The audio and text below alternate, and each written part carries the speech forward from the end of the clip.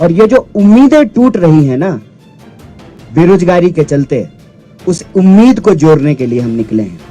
चाहे तिलक देखकर या टोपी देखकर उसके साथ मारपीट की जा रही है, उसकी टांगें तोड़ दी गई है, तब आपका दिल टूटता है। उस बार बार लोग पूछते थे विपक्ष कहाँ है? जो लोग देखना चाहते हैं आंख में सूरमा लगा करके देख लें, विपक्ष सड़कों पे खड़ा है। अगर बीजेपी से लड़ने का मतलब उसकी ही विचारधारा पे चलना है तो फिर वो कोई लड़ाई नहीं है। उसको कहते हैं हमारे यहाँ कि सूडो बॉक्सिंग हो रहा है। दिन में बॉक्सिंग करेंगे, मीडिया स्टूडियो में बैठ करके बॉक्सिंग करेंगे और शाम में पैग लड़ाएंगे। तो इसीलिए सत्ता में बैठे हुए लोगों की खलबलाहट है।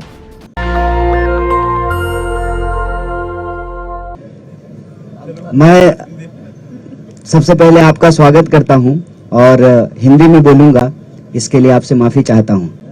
आपकी भाषा तेलुगु है, लेकिन मुझे तेलुगु आती नहीं है। आती तो जरूर तेलुगु में बात करता, क्योंकि हमारी नजर में भारत जोड़ो यात्रा की नजर में सारी भाषाएं एक समान है। सब भाषा, सारे लोगों की मातृभाषा जो है उसको हम बराबर का रेस्पेक्ट करते हैं। दूसरा, आप सब लोग लगातार जो है कवर कर रहे हैं भारत जोड़ो यात्रा को। एक सवाल लोग बार बार पूछ रहे हैं कि क्या जोड़ने के लिए निकले हैं। हमारे पास फेविकॉल नहीं है और जो है हम फेविक्विक भी लेकर के नहीं चल रहे हैं। भारत जोड़ो यात्रा का जो मैसेजिंग है उसमें सबसे पहले ये सवाल खुद से पूछना पड़ेगा कि आपको आपकी कोई ऐसी चीज है जो टूटी है। ये सवाल जब आप खुद से पूछेंगे तो इसका जवाब आपको मिलना शुरू हो जाएगा कि भारत जोड़ो यात्रा में हम क्या जोड़ने के लिए निकले हैं। मेरे ख्याल से कोई भी नौजवान इस देश का जिसके पास सारी डिग्रियां हैं, वो इंजीनियरिंग किया है, एमबीए किया है, पीएचडी किया है, तमाम टेक्निकल एजुकेशन लेने के बावजूद जब वो अपना सीवी लेकर के जाता है और नौकरी नहीं मिलती है, तब उम्मीदें टूटती हैं उस नौजवान की, उस नौजवान के गर्लफ्रेंड की या बॉयफ्रेंड की, उसके माँ बाप की, उसके दोस्तों की। जब आपको ये खबर आती है या आप कोई वीडियो देखते हैं कि किसी इंसान को उसके पहचान के चलते, चाहे तिलक देखकर या टोपी देखकर उसके साथ मारपीट की जा रही है, उसकी टांगें तोड़ दी गई है, तब आपका दिल टूटता है। उस टूटे हुए दिल को जोड़ने के लिए निकले हैं। इसमें हमको कोई कंफ्यूजन नहीं है। सरदार वल्लभ भाई पटेल कांग्रेस पार्टी के नेता थे, कांग्रेस पार्टी के प्रभावशाली नेता थे। उन्होंने इस देश को और कांग्रेस पार्टी ने ज्योग्राफिकली भारत को जोड़ दिया है, और जब भी उसको तोड़ने की कोशिश की जाती है तो कांग्रेस पार्टी के नेता मजबूती से उसको निपटते हैं।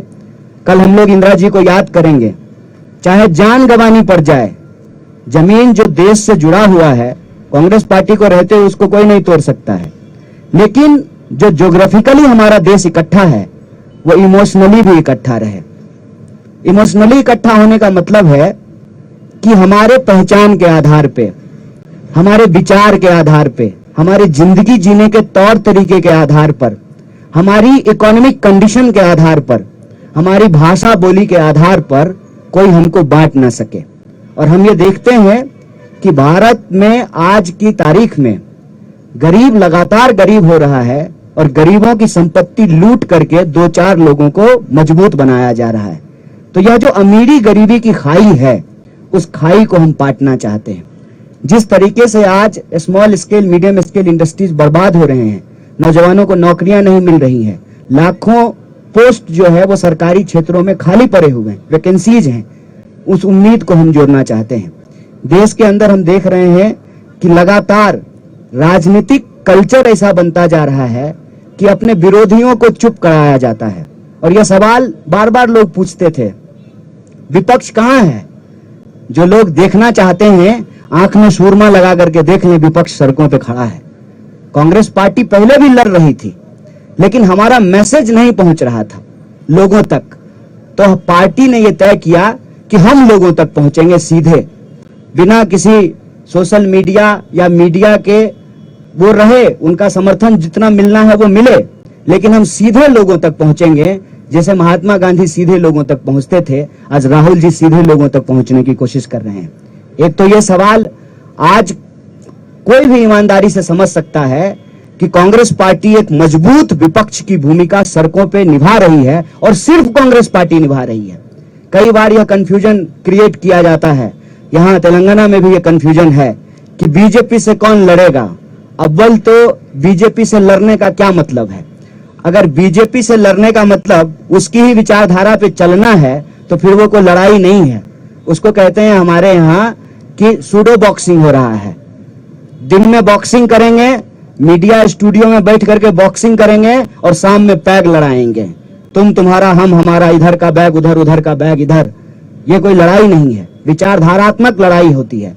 और इस देश में यह विचारधारात्मक लड़ाई है गोडसे और गांधी के बीच में, और इस देश ने हमेशा गांधी को चुना है, आज भी गांधी को चुनना पड़ेगा। और यह बात मैं आपसे ईमानदारी से साझा करना चाहता हूं, जो राहुल जी के बारे में परसेप्शन बनाया गया लाखों करोड़ों खर्च करके, और उस परसेप्शन के चलते जो हमारे दोस्त थे, जो उनके धूर विरोधी हुआ करते थे, वो फोन करके कहते हैं बहुत अच्छा काम कर रहे हैं आप लोग।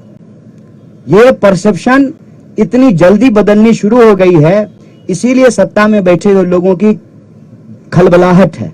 और वो भारत जोड़ो यात्रा किस लिए हो रहा है इस पे नहीं बात कर रहे हैं, जूता पे बात कर रहे हैं, टी शर्ट पे बात कर रहे हैं, कंटेनर पे बात कर रहे हैं। तो उनको जूता, टी शर्ट, कंटेनर पे बात करने दीजिए। हम आपसे ये कहना चाहते हैं कि जब आज हमारी भारत यात्रा पांचवें राज्य में पहुंची है, 1300 से ज्यादा किलोमीटर जब हम चल चुके हैं, हजारों लाखों करोड़ों आंखों और चेहरों को जब हम पढ़ रहे हैं, तो एक बात हम आपको कह सकते हैं विश्वास के साथ, उदयपुर राजस्थान में जब कांग्रेस पार्टी के नेताओं ने, जिसको हम कहते हैं उदयपुर डिक्लेरेशन, ये निर्णय लिया कि हम भारत जोड़ो यात्रा करेंगे, तब वो निर्णय कांग्रेस पार्टी के नेताओं का निर्णय था। जब यात्रा की तैयारी होने लगी तब वो कांग्रेस पार्टी के कार्यकर्ताओं की यात्रा थी।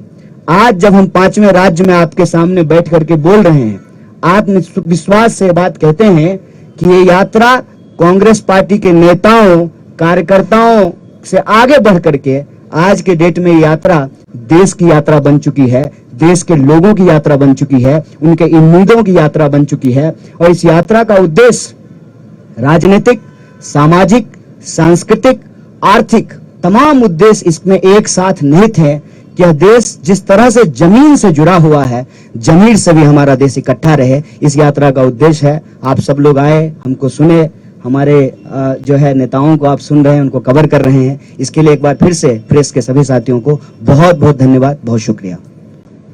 नेशनल दस्तक की आपसे गुजारिश है कि अगर इसको बचाना चाहते हैं तो नेशनल दस्तक को सब्सक्राइब करने के लिए रेड कलर के सब्सक्राइब बटन को दबाएं, फिर बेल आइकन की घंटी दबाएं। नेशनल दस्तक को बचाने के लिए बहुत जरूरी है कि हर खबर को शेयर करें, लाइक करें, कमेंट जरूर करें।